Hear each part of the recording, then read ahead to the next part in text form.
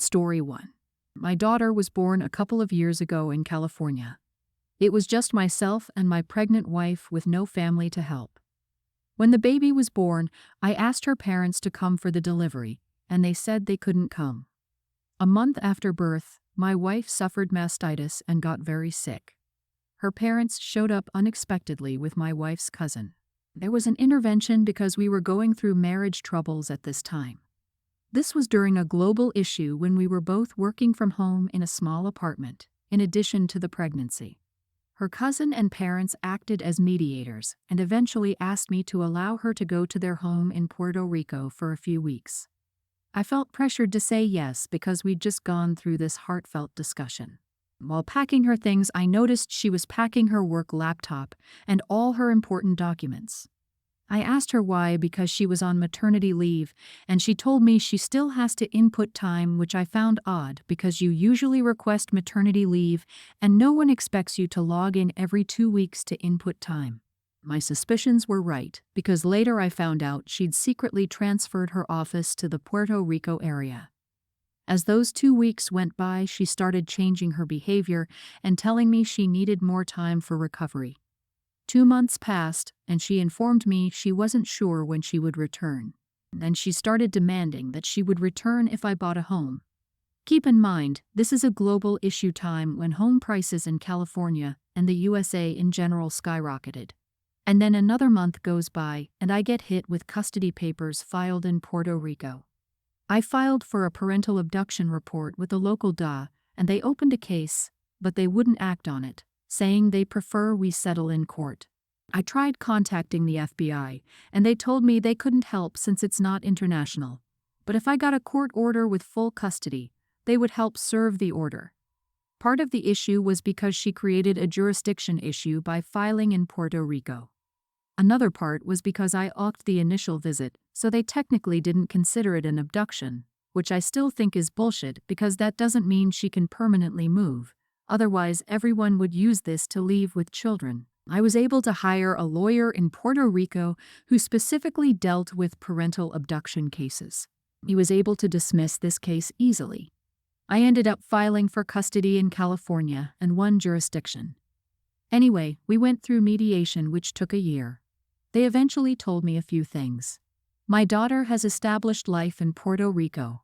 I'm a stranger to my daughter. She's too young to be taken away from her mom, and it's not in the best interest of the child to be returned to California at this time. So they allowed her to move to Puerto Rico with my daughter. But the mediator required my ex to travel monthly to California for a week, so I get my visitation time. If you consider the travel together, getting ready, leaving early for the airport, flight, layover, arriving, any delays, it's about 16 to 20 hours of travel each way. She has to buy tickets for herself and my daughter. She currently drops off her daughter and flies back the following day, so she doesn't have to spend money on hotels because she has to go to work. So it's quite a burden on her and unfortunately on my daughter too. Now some friends and family tell me she deserves it, and my daughter doesn't care as long as she has a place to sit or sleep, while others tell me it's brutal for both, and I should do what's best for my daughter.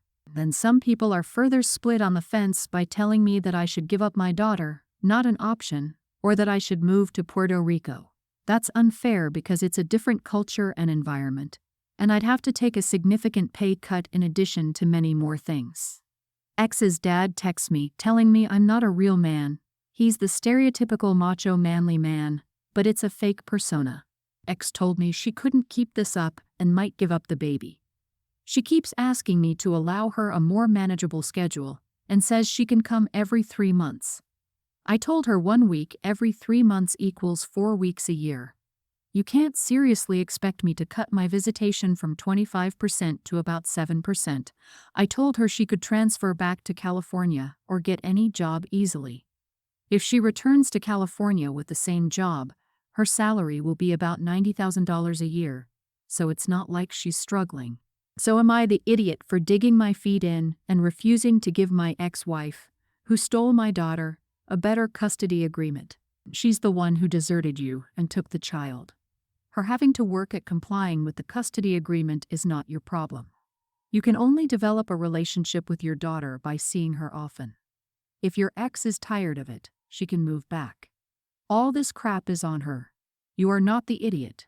Don't back down. I would bet good money there's another man in Puerto Rico. Exactly. She's the one who abducted your daughter by taking her to PR with no intention to return. If you let her cut back, it gives more ammunition for her to file for custody. Tell her you expect her to follow the visitation order and document everything she says and every message from her parents. Your friends who say you should give up your daughter are not friends. Good luck, op. You're a good and loving dad. It sounds like the ex-wife had zero support system in California outside of her husband and a small apartment with a new baby. What was the reason for her leaving? Was op being abusive? Physically, mentally, or emotionally? Marriage troubles is pretty vague. You are the idiot because it's clear that you've sanitized your version of events. However, if your daughter is that important to you, then your actions need to show it, not a bunch of words about how you're trying to punish the ex through the custody process. Additionally, all of this will leave memories for your daughter, and if she sees her mom as stressed, she will eventually state she doesn't want to see you. I have 4 daughters, 2 tweens, a near adult, and a 20-year-old. We're planning on going for a 7-day Caribbean cruise in late February spring break. We plan to fly into Miami a day before the cruise to be safe. We wanted a hotel near the port, and those were pretty expensive. Ultimately, we booked a room that cost $400 per night for my husband and me. We could book 3 rooms for all our kids costing $200. I felt this was expensive, but it's okay. My husband disagrees and thinks we should book a 4-person room with queen beds for $500. This way, we would save around $300.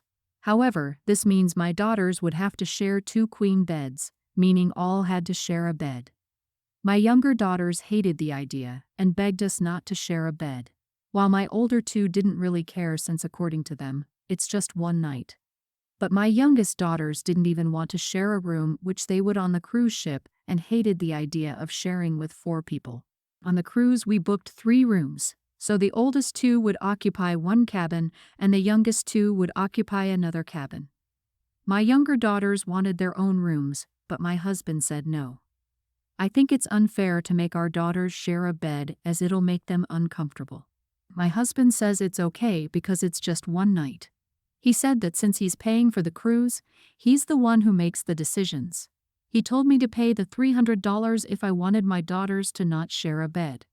My husband doesn't seem to care about her daughter's privacy. Am I the idiot? You are the idiot. This is ridiculous. They are sisters, and they can share a bed for one night. How are you okay with spending more money just for one night? It sounds like you're not even okay with them having to share a cabin on board the cruise. And that is just crazy.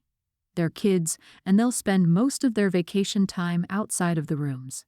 I agree with your husband that the extra room for the first night is completely unnecessary, right? I sleep on the floor to go on a cruise. Now we know how obnoxious entitled people are created. Lady, it's just one night. They need to learn how to navigate life better than making ridiculous demands. You need to stop encouraging this nonsense. Lol at the entitled bullshit. Is this the first time your family has ever traveled together? Are the tweens usually in charge of booking accommodations for family vacations? It sounds like your husband made a reasonable compromise. If your priority is your daughters having separate rooms for privacy, then fork over the money. Otherwise, they get what he's paying for. We have 4 kids. I can't imagine ever having this conversation with our kids without laughing. My gosh. A female 35 was married, male 36, and we had 2 kids now. A female nearly adult and a male kindergartner before divorcing. My ex-husband ended up having an affair right around the time we got pregnant with our daughter. So he has 2 daughters nearly adults. We'll call my daughter Katie and our affair baby Sally. I found out about Sally when both girls were 14. Sally's mom had lost her job and could no longer make ends meet. She asked her ex for money. He refused. She told him she would take him for child support. The DNA came back as he was her dad. A year later, I served him divorce papers. Both girls have a prom coming up. I paid for their private education because Katie wanted her to go to the same school with her. I was always the breadwinner due to being a trust fund baby and making a salary of $98,000 a year. My husband only made a little salary, about $15,000 a year at most. I took my daughter dress shopping, and she wanted to take Sally. I protested this idea because we were going to a high-end shop, and I knew Sally couldn't afford a dress from there. She kept insisting, and my ex told me to let her go. I gave in. I felt bad because I could tell Sally wanted one. I told Sally we would go elsewhere for her to look at dresses if she wanted, but she declined. Katie picked out a designer dress in blue ombre. Sally seemed very upset, so I offered to take her to look at dresses in her price range and throw in a few hundred to help. She declined, so we took her back home. My ex called and was mad at me. I asked what was wrong, and he just blew up on me, saying I was wrong for not buying Sally a dress, and that Sally wanted a dress that Katie had tried on. When Sally got home, she asked them for one of the dresses Katie had tried on. I told him this is why I didn't want to take Sally. I thought the problem would die there. Katie finally got her dress after the alterations. She wanted to take the dress and show it to her dad and stepmom. She goes there with it and doesn't return with it. She came in crying, telling me her stepmom had taken the dress. I told her she could wear a dress the same amount as Sally's. My daughter is a teen and obviously believes she has to wear a dress the same amount as her peers. I called my ex up. He said he would return the dress to us in a few months. Prom is in 4 weeks. I told him he would return it now, or I would stop paying for Sally's schooling. I told the school I would no longer be paying for Sally's school and to ask X for the check. X got word and called me in a rage. I told him the sooner I get the dress, the sooner I'll take responsibility for payment back. I told him it was not my fault his wife continued to have kids she couldn't afford.